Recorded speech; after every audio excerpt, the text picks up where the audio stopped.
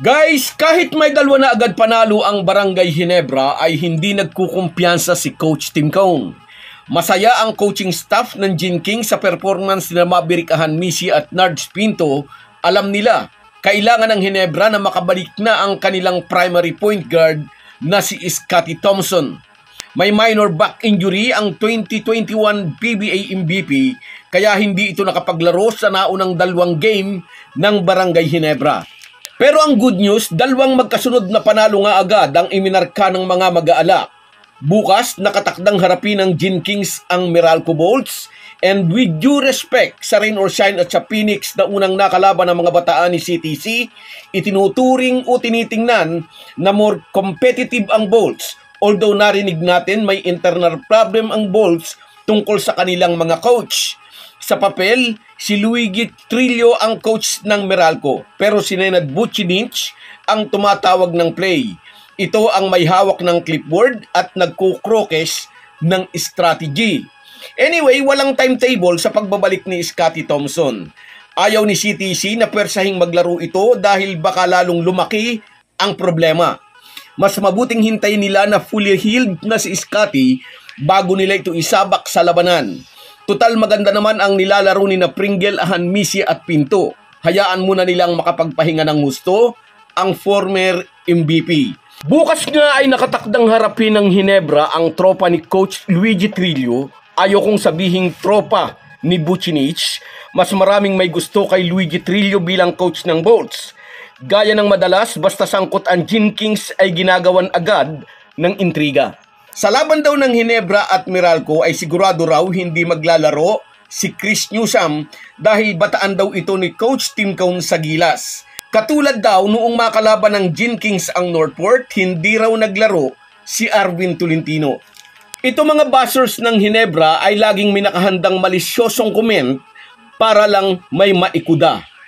Anyway, target ng Gin Kings ang kanilang ikatlong panalo sa laro nila bukas kontra sa mga bataan ni Coach Luigi Trillo. Habang maagay gusto nilang mag-ipon ng panalo upang maging cushion nila pagdating sa crucial stage ng torneo. Habang magaan pa ang kompetisyon at wala pa si Scottie Thompson, gusto nilang samantalahin upang di sila malagay sa alanganin. Wala pong team na hindi natatalo. Darating at darating ang pagkatalo. Pero kung dumating man iyon, sabi ko nga, hindi sila malalagay sa alanganin. Kumbaga sa rice supply, may buffer stock kahit dumating pa ang krisis. Sa laro bukas, asahan na muling mabibigyan ng mahabang minuto si Ralco.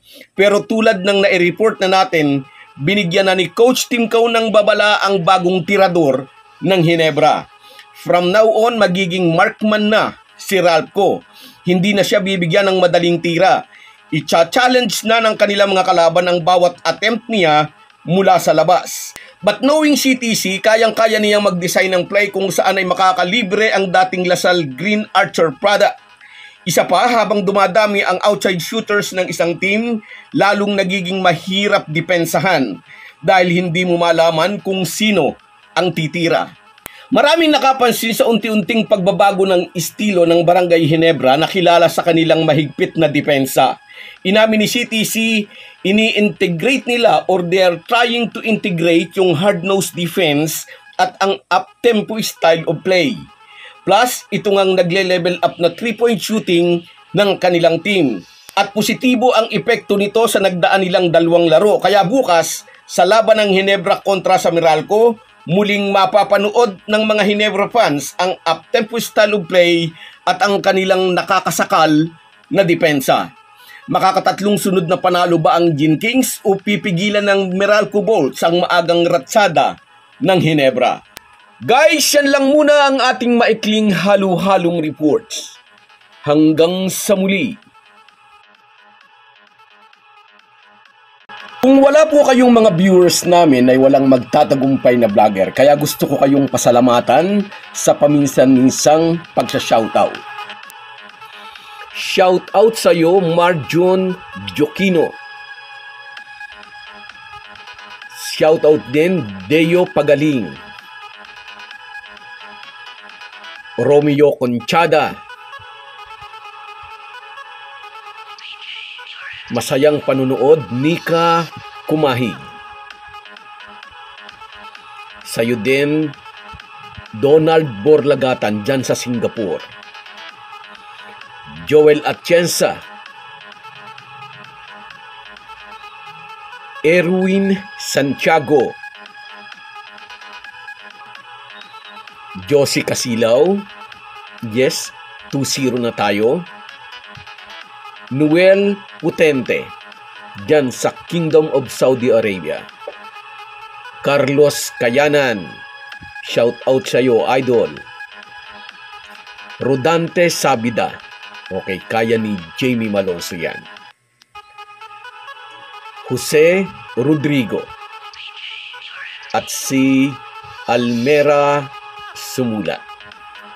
Kahit gaano po tayo kabisi ay huwag po nating kalimutan ang ating buhay espiritual. Lagi po tayong magpasalamat sa bawat araw na dagdag sa ating buhay. Malaki po ang maitutulong ng pananalangin araw-araw. Isang paalala po mula sa inyong Halo Halo Sports Republic.